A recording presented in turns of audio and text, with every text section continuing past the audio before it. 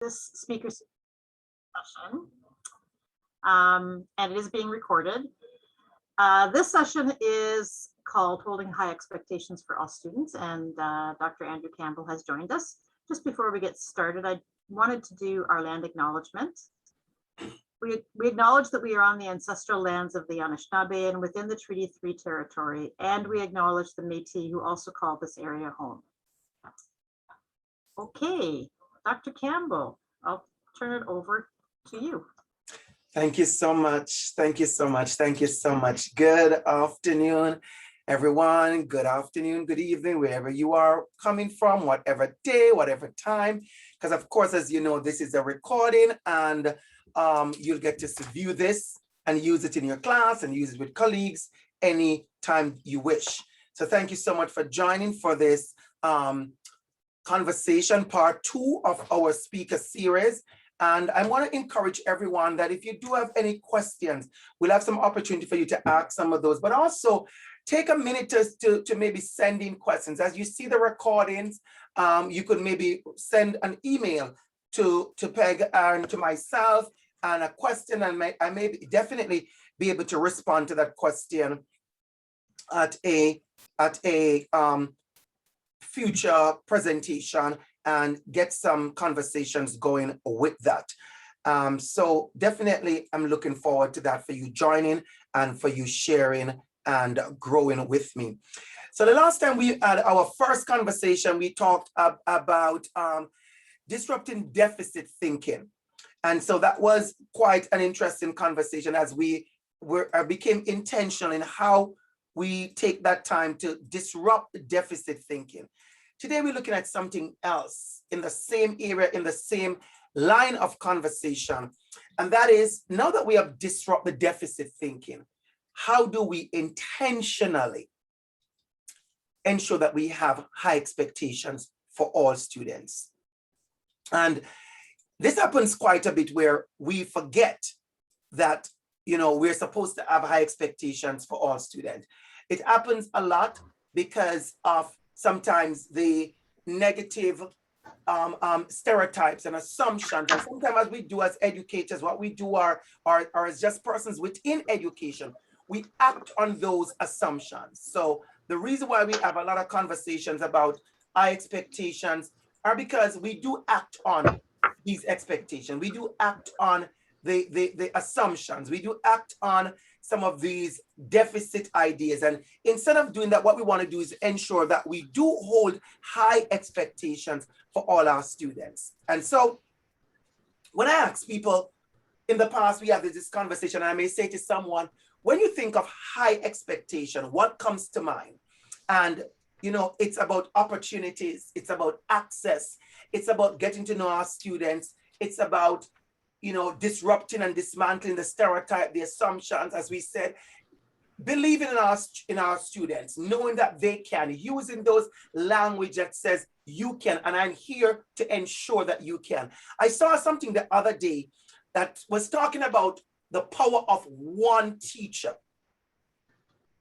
And it's funny enough, the power of one teacher. I'm going to share a story. I want to start today with sharing a story with you. So I want to share this story about something that happened years ago as a young teacher, way years ago. And that was 1995, when I was a young teacher just out of Teachers College.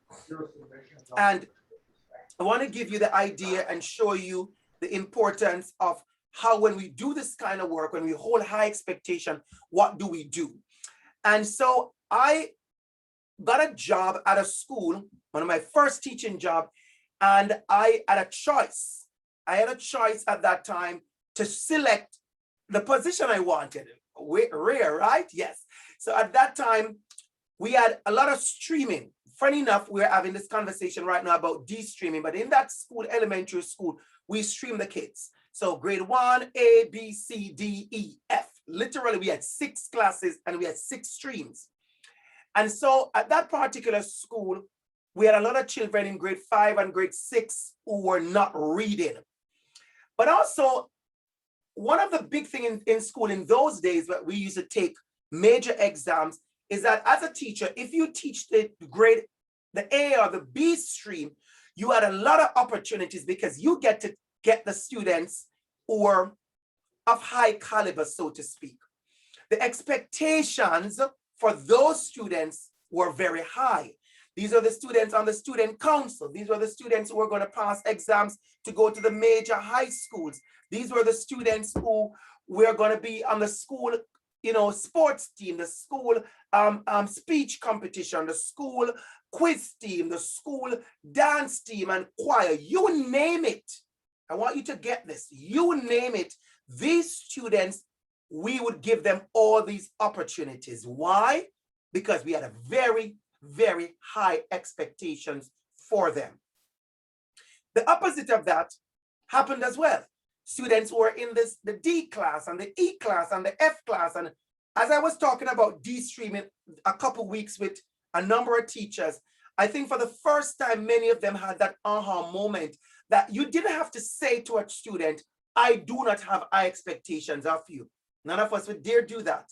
But our actions, listen carefully, our actions, the lack of opportunities that they were afforded, the closed doors, the exclusion, they knew that we didn't have high expectations for them. We had messages that says, we have high expectations for you.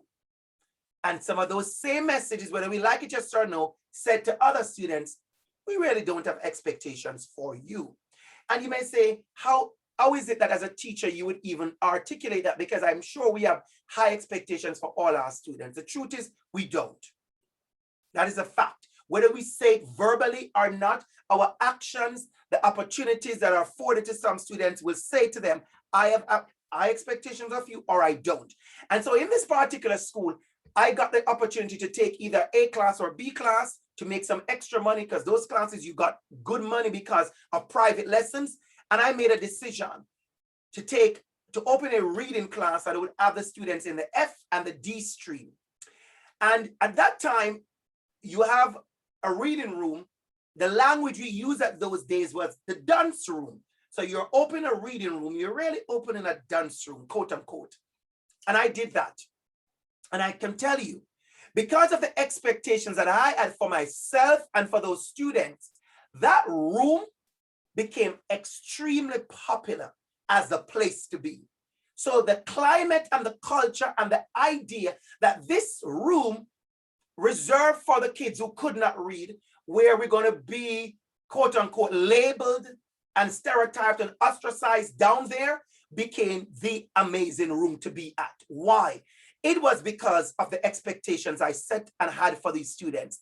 When they walked in the class, I said to them, when I'm finished with you here, every one of you are going to be amazing readers.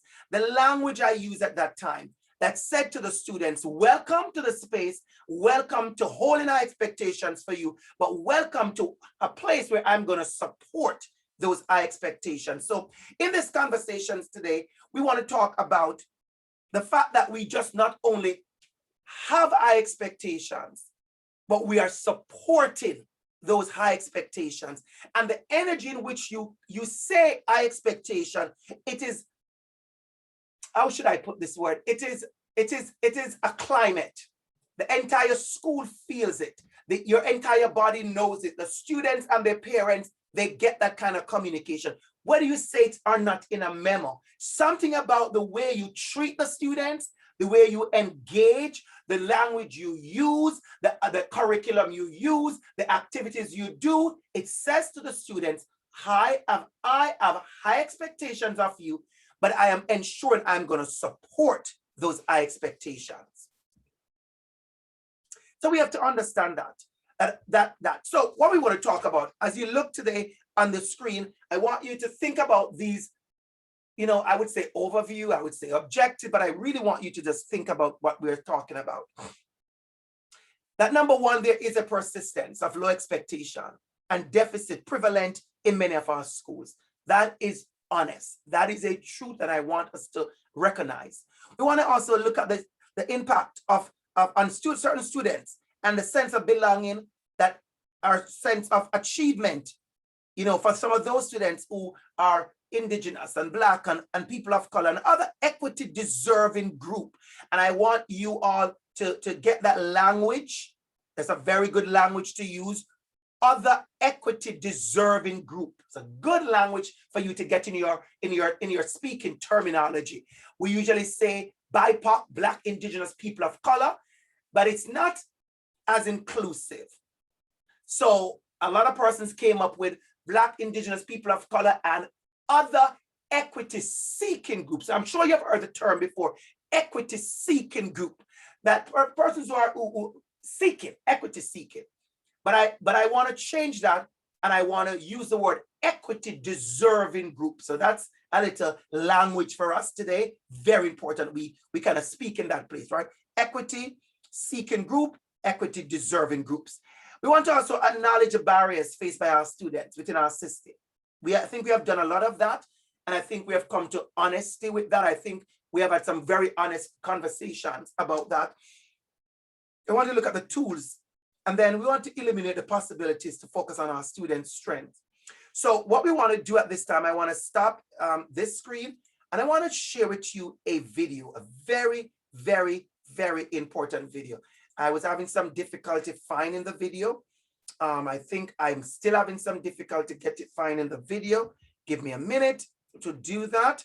And yes, I was having quite a bit of difficulty to find that video. I'm not sure what's going on with my internet today, but I definitely want to use that video for a part of the conversation. So I'm not getting it, but I'm going to come back to it in a minute. All right, so give me 1 minute here, everybody. And I want us to ensure that we do that. All righty. So let me move on a little bit, and then I'll come back to this video. All right. So one of the things we talk about is, as we think about equity deserving, equity seeking, we have this conversation. We're going to discuss in the video in a little bit the Pigmeal Theory, something that some of you may have used to, some of you may have heard before. I was in a workshop the other day, and a lot of persons were like, they're hearing this conversation, and they were very excited to hear the conversation. They have never had a conversation, you know, it's kind of old narrative, but looking at it with new eyes, new lens, it was something that they think about. And these conversation has 4 factors. The first one is the climate factor. And it talks about how we set, just like I talked about, it's funny enough, you know, telling this conversation, just like I talked about the climate factor in the way how we develop a climate that says to students, I have high expectation for you. Then we talk about the input factor, which is going to talk about the effort you place if you have high expectation, whether the student is performing at the level that you require, yes or no. But we look about the input that you play. We talk about the response and opportunity factor. Here again, it goes back to effort, one teacher effort, one teacher, single teacher, individual teacher. It's your effort that you put into this. And then the most important one is also the feedback factor, how you ensure that students get the feedback they need so they can excel. And as we talk about this, I love this quote. I really wanted to kind of anchor this quote here. And this quote came to us from Donovan Livingston at the Harvard, it's an Harvard graduation speech of 2016. And he says in the speech, they talk about an injustice is telling them, students, they are stars without acknowledging the night that surrounds them. So it sounds like we are going back to deficit in our conversation. No, we are not. It sounds like we're going back to barriers in our conversation. No, we are not. It sounds like we are going back to figure out what are the deficit ideas and the barriers holding back our students. No, we are not. But what we're doing is ensuring that we are honest and authentic about the work that we are doing. It doesn't become performative. It doesn't become pretentious. You know, I remember another story I want to share. When I had my first go or my first opportunity to teach a behavioral class, I will never forget. You know, we have heard this conversation all the time. You know, when you call parents to talk to them about the kids who are not, or you know, maybe misbehaving or kids with behavioral issues, be sure, to not to say all the negative things, to say positive things. It's a balance. And I remember very, very clearly when I started teaching that behavior class, and I started using the principle or the practice, so to speak, of calling parents and saying to parents, reporting on what happened for the day. I remember clearly how authentic my engagement with the parents were, and how much they bought into my conversation. Because what I did not do is say to parents, oh, your child is doing amazing every day, and your child is amazing, and your child is amazing, without being honest and genuine about some of the concerns that I may have had about that student, right? About that student. So it's important for you to do that. So now the video is ready. I'm going to show you the video, and then we're going to come back and we're going to continue our conversation. All right. So let's take a minute to watch this video about the Pygmalion effect, the Pygmalion effect and the power of positive expectations. And then I will break it down some more as we have the conversation. So let's take a minute to jump into that for sure.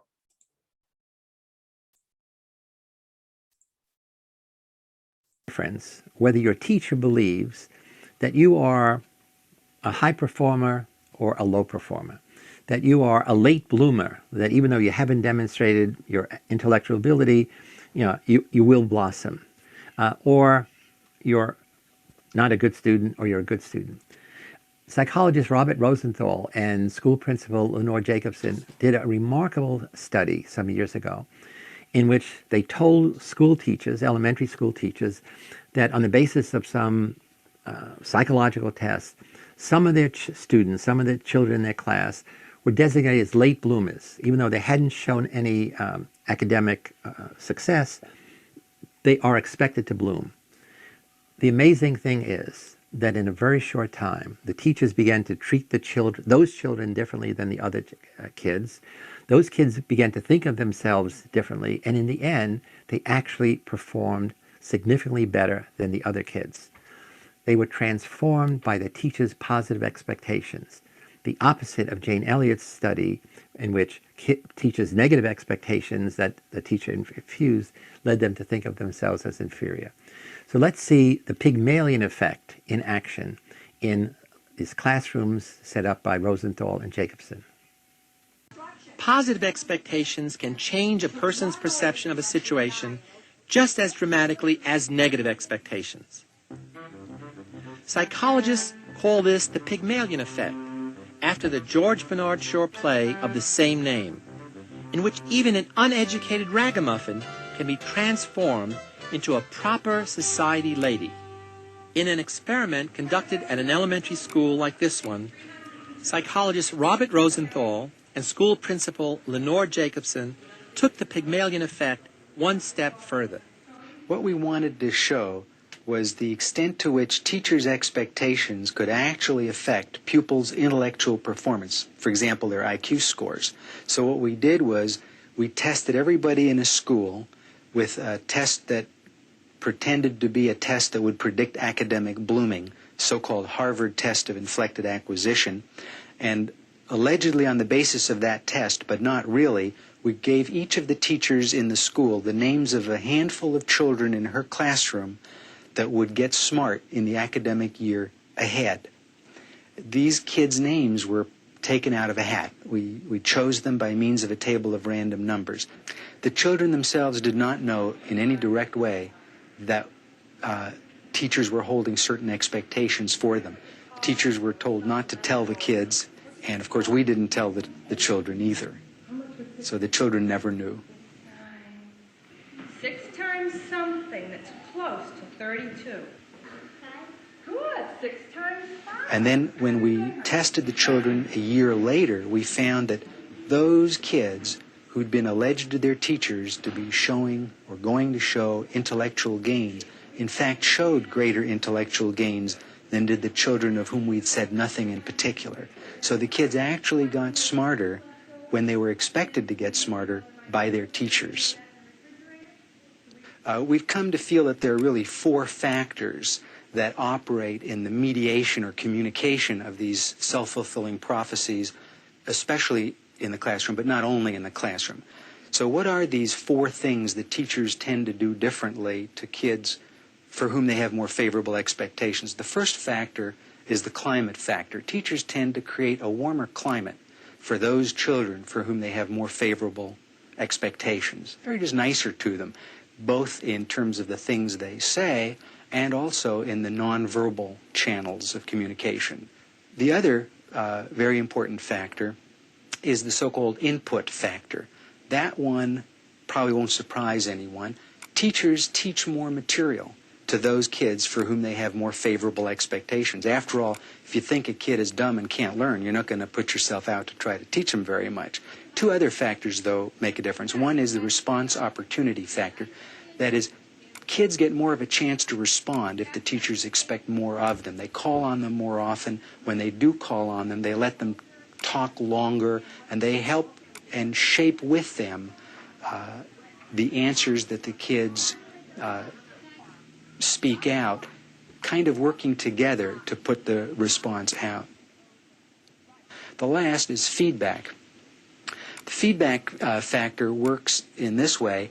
As you might expect, if more is expected of a kid, the kid is praised more, positively reinforced more for getting a good answer out.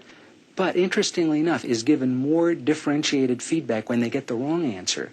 One of the ways in which you can sometimes tell a little bit that the teacher does not have very high expectations for a kid is that the teacher is willing to accept a low-quality response, or it won't really clarify what would have been a good quality response. Maybe because he or she feels, well, what's the use? The kid's not smart enough to profit from this additional clarification. So those are the 4 factors: climate, input, response opportunity, and feedback.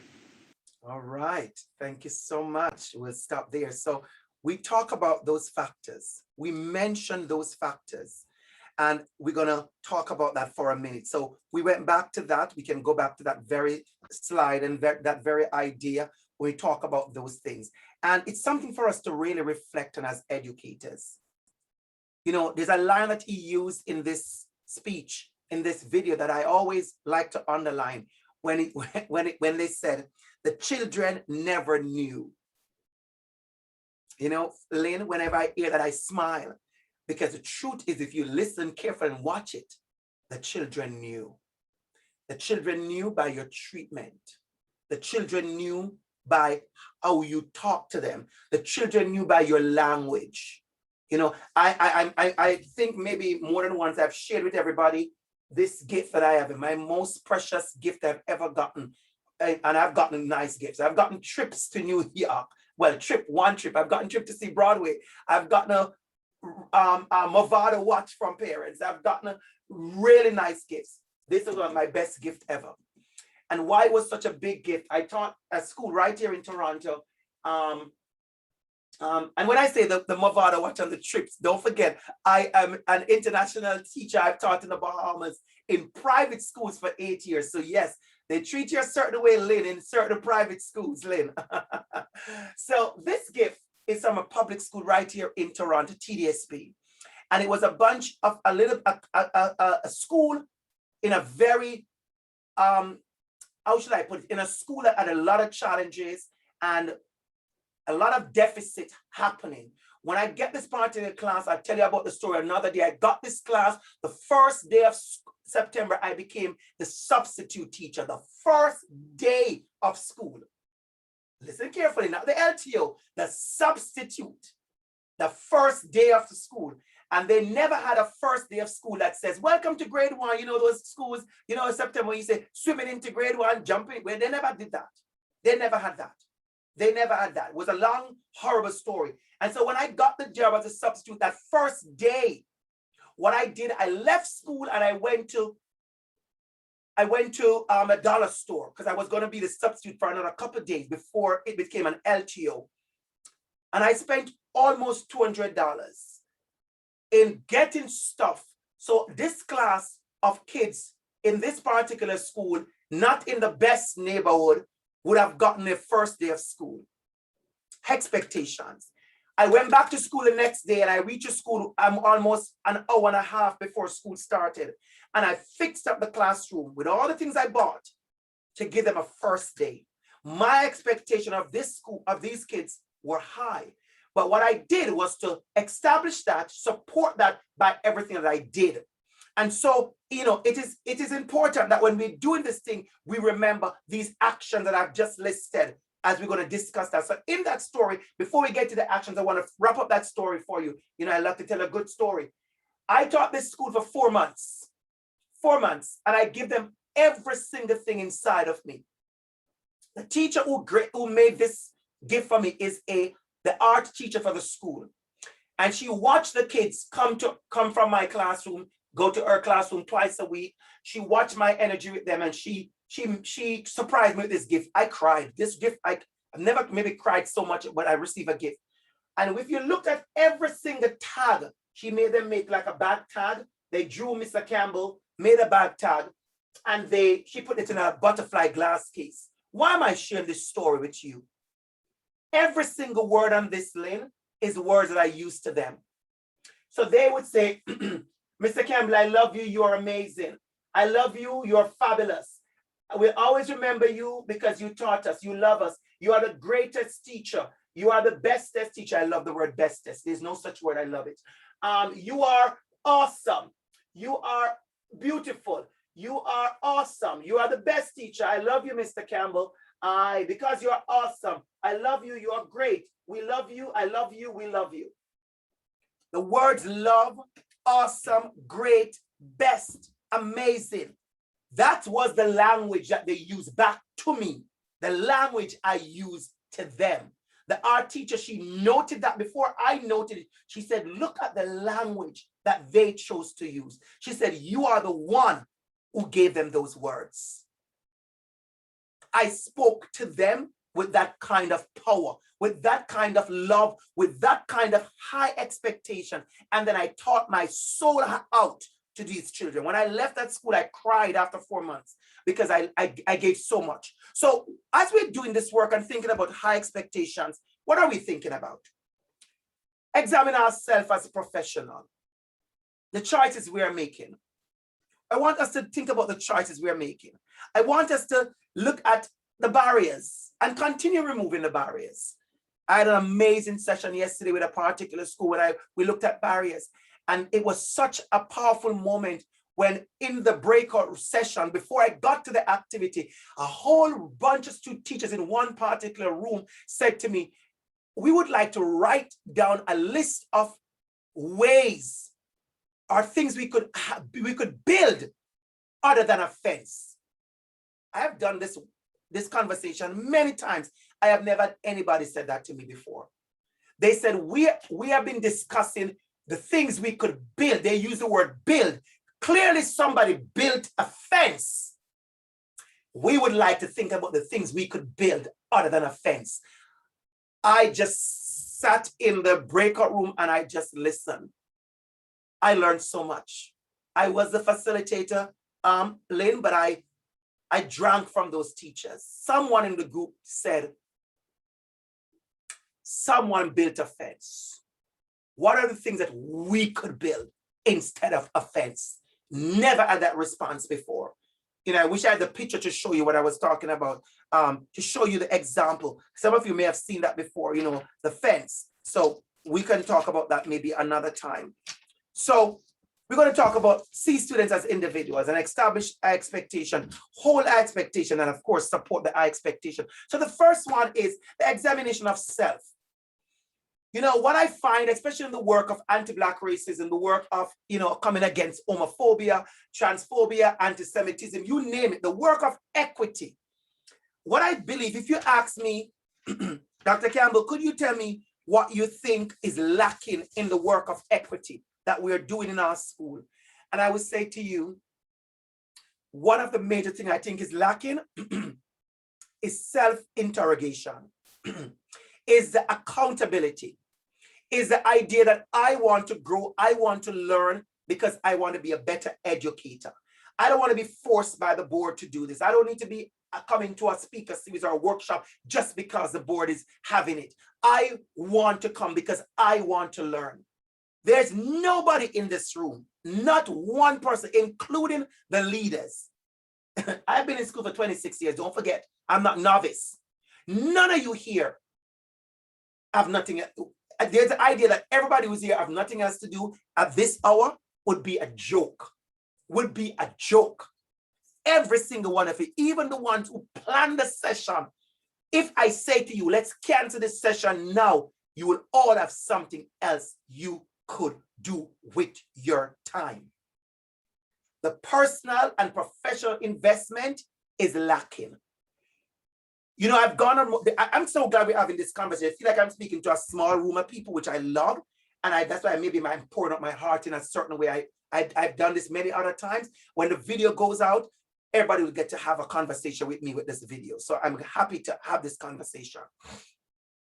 I've been so many places, Beth and Michelle. And when persons come to me to talk to me about the work of equity and where they feel like they're having challenges and where they feel like they made a mistake and where they've whatever, and I would say to them, we have to work on your cultural competence. You have to work on your cultural humility. I see a lack of cultural sensitivity. And I put it back at them. 9 out of 10 people honestly get it and go, I never thought of it like that. The reflection. Every now and then someone walks away with a level of arrogance that says, I don't need to learn anything because I know it all. 26 years of teaching. I have had 26 Septembers. And I'm telling you, there are days I listen to things and I go, whoa, I want to use that. My toolbox is so heavy.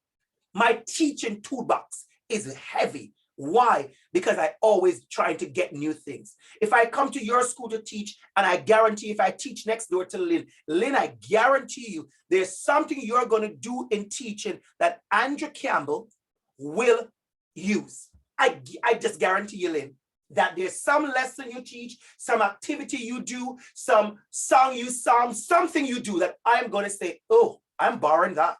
I love it.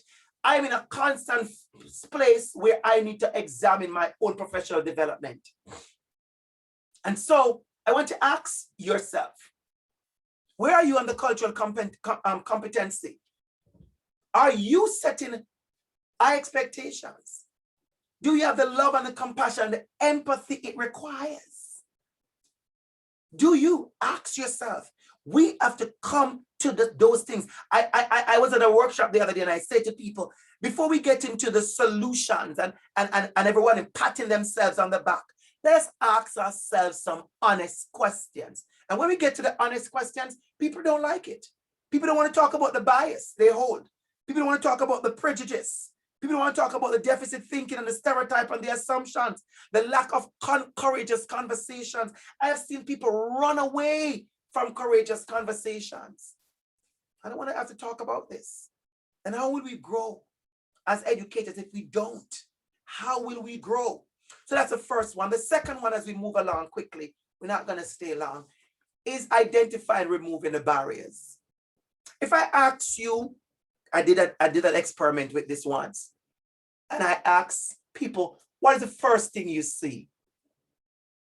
I was so proud and so happy in one particular session when so many people, they was like, it's like we did, I kind of surprised them with a picture. So what I did is an activity. I put this picture in, not yet. And I put a picture like this. And I say to them, I'm going to show you a picture. Everybody open your chat. And when I show you the picture, you will have 5 seconds to write the first thing you saw. And so I go, and I went like this. And immediately you saw the words popping up. And many persons saw maths. Many persons saw the hammer. Some persons saw the broken wall. Some persons saw the hole. Some persons saw the man's suit. But a lot of persons saw maths. The symbols, the signs, the graphics. That made my heart warm. You quickly saw possibilities. But you would not have been able to see the possibilities. And I have another picture where I put back the wall if we had the barriers. I know sometimes it gets a little bit much. I want to say that because I get it for some of us, because we talk about the barriers. We talk about the fence. We talk about the deficit. We talk about the racism. We talk about the anti-Black racism. But here is why we have to talk about it. I sit here and I talk to you, and every single day, there's something else on the news that talks about something happening in school. I remember 2 weeks ago, there was 3 days on the news, on CP24, that's a news station here where I'm at, where there was an incident of hate in the classroom. I'm writing a book with another professor about combating hate in the school. And I was like, are you serious? These are still, no, I'm writing the book. I'm working on it. It's going to come out later this year. But when I'm watching the news, I'm like, people are still doing that? And you understand why this book is needed. And it's a book for teachers to do lessons in school about hate and how to disrupt hate and pour in love and empathy. So the language of empathy and love and friendship and kindness and respect will be utilized. But we have to be honest. We have to be able to identify and remove the barriers. The group said to me last week, they said, it was this week, I'm sorry, we want to build something else. How do we build something other than fence? And I asked another group, particular group, tell me some of the barriers. I'm going to read a list of barriers that one group listed. Educators and administrators who do not understand how to care and incorporate student voice. The lack of student voice, perceptions, status quo, lack of cultural relevant and responsive pedagogy, lack of cultural understanding, lack of empathy, teacher apathy. I didn't list one of these things. Teachers listed this. I didn't list one. Insecurity, lack of safety. One person put in brackets, if I am not safe, how can I perform? School systems, unaware caregivers, institutionalized racism, white supremacy, microaggression. People were listing barriers to success, barriers to high expectations. As you are watching this video later on, as you are watching this in the comfort of your home or your car, or you're listening, like me, I'm at the gym sometime, I watch a video, wherever you are, ask yourself, what are the barriers within my school, my classroom as an educator? What are some of those barriers to me holding high expectation? What are the barriers? Let's not go to the board. Let's go into our classrooms. The next one I want us to talk about, action number 3, is to see our students as individuals. If we do not do this, we'll constantly wrapped up in systematic policies and practices that do not honor our individual students. I always say when I see this picture, I always say some of our students, they fail on arrival. They fail on arrival. The first day of school, they already failed because this is what they're up against. They realize there's no way I could do that. How do we create opportunities to see the success? How do we move away the fences, the barriers, so individual success? I had a child who was on the autism spectrum, Lynn, very enthusiastic to perform in class. Oh, a conversation, you bet we're going to go there. The minute I open my mouth and I say, now take out your books, it's over, game over.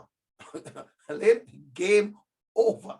And I remember the first time, and the teacher before me explained to me, I was like, this was like ridiculous. I was like, no, you have to write something. And then I decided, let us figure out how we're going to do this. And I started asking about the tests. We did an oral test with him. I went outside in the passage, asked one child who was finished the exam to ask him the question. The child came in and said, Mr. Campbell, he got it all right. Of course he knows it, he's just not going to write it. And then we figured out he likes art and he likes graphic. So instead of telling me a whole story, he could draw a whole set of cartoons. Weird enough, I look at textbooks these days, and they're filled with cartoons. And I shake my head. I said, what this young man has is useful. Just because the system don't see it as writing, we tell him he's not writing. And so I allowed him to do a lot of cartoons. Are we looking at our students' individual strengths and how we can approach them and how we can use that strength to do at the university level? I am the kind of professor at university level, I give choices.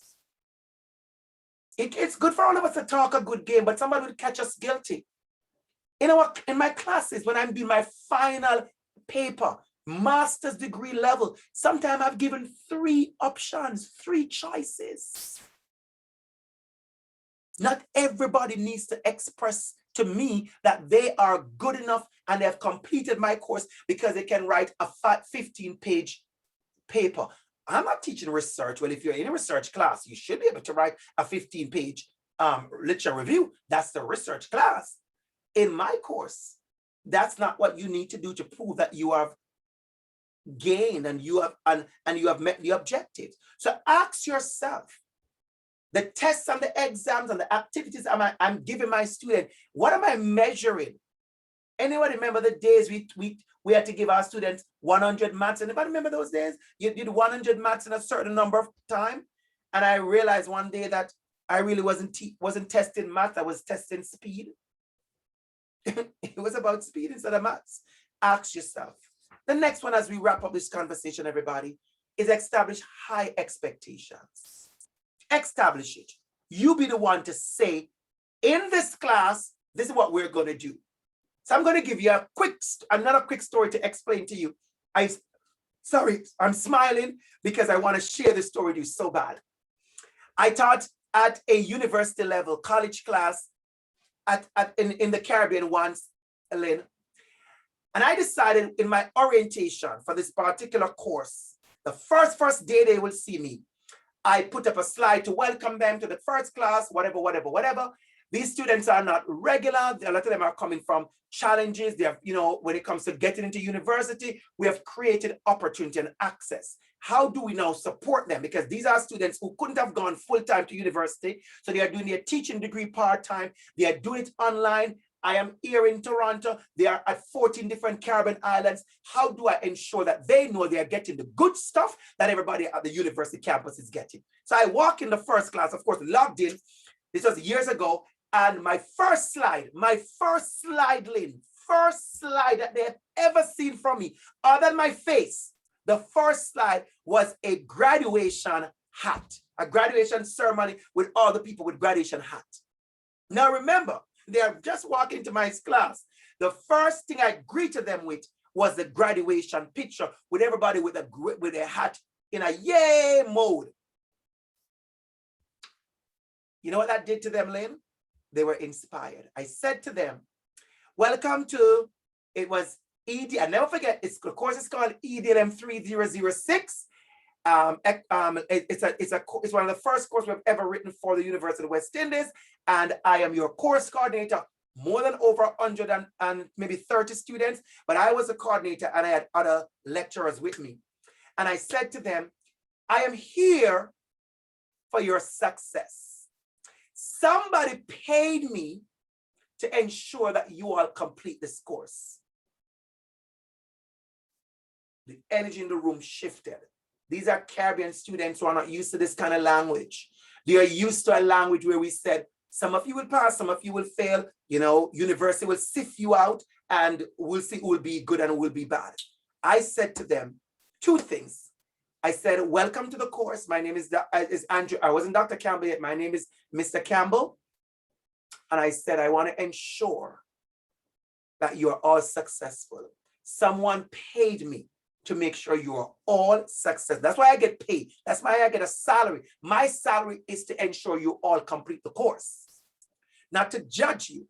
And I said to them, there's enough ink in my pen. You all could do well and get A and A pluses. If you don't get an A or an A plus, it's because you didn't work with me, because I have an A and an A plus put down for you. That was my welcome.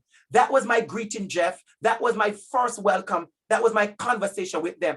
Immediately, they all knew. And I'm going back to my notes right here. When we watch a Pigmeal video, and the man said, you know, he said the climate factor, and he said the treatment, they thought of themselves. Immediately, they thought of themselves that we could do this, because I held high expectations. And then the next thing I did after I established my expectations, I hold the high expectations. I expose them. I show them stuff. They said, Dr. Campbell, when Mr. Campbell at that time, your class was one of the best class. I brought in guest speakers that I couldn't even afford, but the university would pay for guest speakers. I asked people I know with certain knowledge and power. I asked them as a friend, and I had to return a favor to them. We barter favors. Can you come and speak to my class? University not going to pay for all these guest speakers. They barely paid me well at that time. I brought in to support the high expectations. The videos I used, the readings I used, the actors I provided. What am I doing? And then the final thing I'll say to you on this is then we support the high expectations. So we establish it, we hold them, and we support. I love this picture. I really love the picture of the support. It shows me a level of intensity. The next thing we do, representation matters. I put this one intentionally because there's so many students who will say to me and say to you and say to all of us that I do not do well in school because I do not even feel like I belong. I'm going to share a little bit sad news. You know, at university right now, everybody's trying to change the idea of who gets into university. One of the conversations that happen in the university, I'm sure some of you know, is that university are working at admission, who gets a place in the university. There are certain universities that have traditionally not given certain students certain access, certain opportunity. They have not given them access. I'm at a university that we're working on how do we engage and ensure access in the school. In 2022, I still have racialized students, other students who are saying to me, I don't think I would ever get into OISE. And when you ask them why, it's not because they don't have the grades, because they feel that that space would never take them. So when we're talking about high expectations, we must talk about the issues of people who feel that low self-esteem, feel like you will never treat them well, feel like you'll never be there. My final story, I'll share it to you for the day. My final story, I'll wrap up, thank you so much. I'll share it to you for the day, my final story. And that story comes to you as I wrap this up. In a school I was teaching, and I was teaching dancing. I'm a dance club, very popular dance club, Mr. Campbell Dance Club. I love a performance. I love a big show. So the kids everybody want to be a part of Mr. Campbell's dance class. Went to this new school, and a bunch of kids who are in the hard of hearing class kept coming to the door. And the student would say to them, before I knew what was happening, that you can't join dance class. That was the language. You cannot join dance class. Why? Because you cannot hear the music. You are in the deaf and hard of hearing class. I got wind of it. One day I saw a reaction at the door, and I got wind of it. And I said, what's going on over here? And they said, oh, Mr. They're very innocent. Kids are honest. They're innocent. They said, the children from the deaf and hard of hearing class want to be a part of the dance class, Mr. Campbell, but I tell them they can't hear the music. They can't join dance class. She wasn't doing anything wrong. I love my kids. I didn't rough her in any way. She's saying what she has heard. She's acting on what the stereotype and the assumptions and let's even change the word. Let's not use the word stereotype and assumption. She's acting on the knowledge that she has. She's acting on the story that she has been told. So I stopped her and I said, let me do it because I'm the dance teacher, not you. And I said to them, you want to be a part of dance? And they spoke loud, and they had their cochlear implant. They used that. So I got the thing from the teacher, you know, that you press to speak to them, and you press it, and you know, you talk to it. And they said yes. And I said to them, you can join dance class. 4 of them. I said, 4 of them. I said, you can join dance class. And they all showed up to dance class. I went home, Jeff, and I decided I'm going to teach maybe 4 dances. I am going to teach 2 of the 4 dances for the production using counts. Now, if you don't understand dance, you may not know this, but you could teach and you could choreograph an entire dance without playing 1 piece of music. You call it counts. And I don't know if you ever kids who dance and they run up and down the house and you hear them saying 5, 6, 7, 8, 2, 3, 4, or 5, and they're using those counts. We call it 4 counts, 8 counts, 2 counts. Most people teach kids to dance with 8 counts. So you do 8 of them. So it's 1, it's 2, it's 3, it's 4, or you know, or you go 5, 6, 7, 8, or whatever you do. We use counts, no music. And so because those children could not hear the music, I used counts, and I taught everybody to dance with counts, including the ones who can hear the music. They love the counts because I put more intentionality in the activity. So what am I saying? I established that they're going to join the dance class. I included them. I disrupt the deficit thinking by breaking down the idea that because you're in art field, you cannot do it. I set high expectations. They had to come to all rehearsals. They have to be there. I make sure they are there, and then I taught and support the high expectations. The story ended with all my students, including the 4 hard of hearing kids, doing on the stage, making amazing performances, so much that the dance class became so famous. The superintendent didn't want to miss any show. We left from 1 show to 3 shows. The same show had to be repeated 3 times because grandparents, everybody wanted to come. The auditorium couldn't hold all the kids because I gave them competition style performances. I held high expectations. I supported the high expectations. I motivated them. When they left dance class feeling good. You can do it. See you tomorrow. Please remember not to be late. Come excited. Mr. Campbell loves you all. Have a wonderful afternoon. And remember when you reach home this evening, remember to hug your mom, your dad, your parent, your grandma. That's how I taught. That's my common language. That's my everyday language to my students. It's a climate that says you belong. It's a climate that says you are welcome. It's a climate that says we are going to work with you. So we're going to leave it there. Thank you so much for engaging this conversation, holding high expectations. We're going to meet again. I hope you all are here. We're going to meet again. Invite someone out talking about culturally relevant and responsive teaching. Invite persons who are not educators, persons who are working in school, but you may be front desk, whatever. Let's talk about it because it's more than just pedagogy. Something I'm going to elaborate on when we have our next session is just culturally relevant and responsive practices. Just practices. How do we ensure that the conversations we are having, students feel a sense of welcome, a sense of inclusion? So we're going to have that conversation. So thank you so much for engaging in this. Thank you so much. Peg, over to you, please. Thank you very much, Andrew, and thanks again for joining us. And to those of you who gave up some time after the end of our school day where the students are gone. And thanks again for reminding us about how important it is to make sure that our kids feel welcome and safe and included and loved. Those high expectations that we really want to share with the kids to make sure that they are going to continue to feel that this is a safe place for learning. So thank you very much. And I hope you have a good evening. I will. Thank you so much. Thank you so much, everyone.